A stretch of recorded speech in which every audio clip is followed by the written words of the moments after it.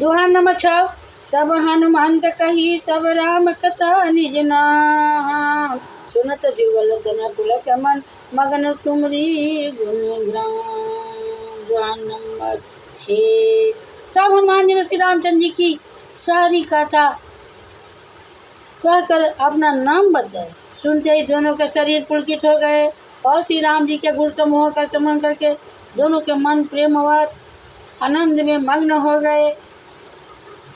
विभीषण जी ने कहा, हे पवन पुत्र, मेरी यहाँ का रहना सुनो। मैं कैसे यहाँ पर रहता हूँ।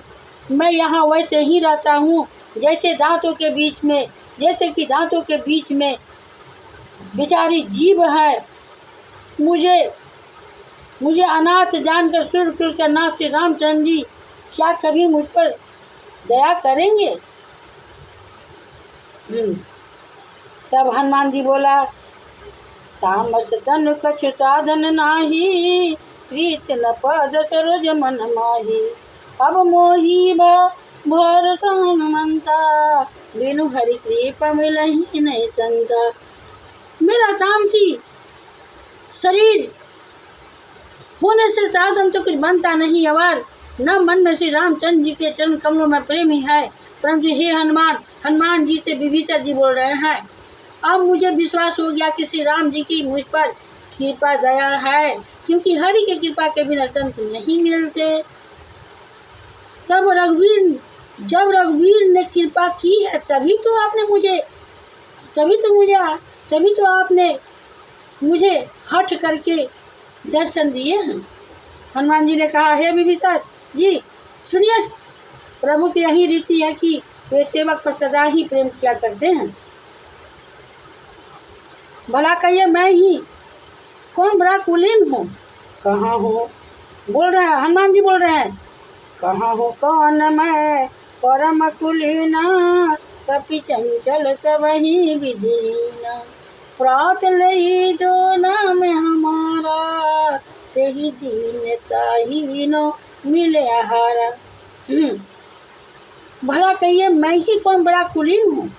जाति का चंचल बानर हूँ और सब प्रकार से नीच हूँ। प्रातःकाल जो बंदरों का नाम ले ले तो उस दिन उसे भोजन नहीं मिले। दोहा नंबर 7। अस्मैधम सखा सुनो, मोह ऊपर रघुवीर, विनय कृपा सुमरी, गुण हर विलोचन नीर। हे सखा सुनिए, मैं ऐसा अधम हूँ और श्री राम जी ने तो मुझ पर भी कृपा ही की है। भगवान के गुणों का स्मरण करके हनुमान जी के दोनों नेत्रों में प्रेम आंसुओं का जल भर आया। फिर विभीषण जी ने श्री जानकी जी, जो जानते हुए भी ऐसे स्वामी श्री रघुनाथ जी को भुलाकर भी विषयों के पीछे भटकते फिरते हैं, वे दुखी क्यों न हो। इस प्रकार श्री राम जी के गुण समूह को कहते हुए उन्होंने अनिवर्तनीय परम शांति प्राप्त की। फिर विभीषण जी ने श्री जानकी जी जिस प्रकार वहाँ लंका में रहती थी जानकी जी, वो सब कथा कही। तब हनुमान जी ने कहा, हे भाई सुनो, मैं जानकी माता को देखना चाहता हूँ।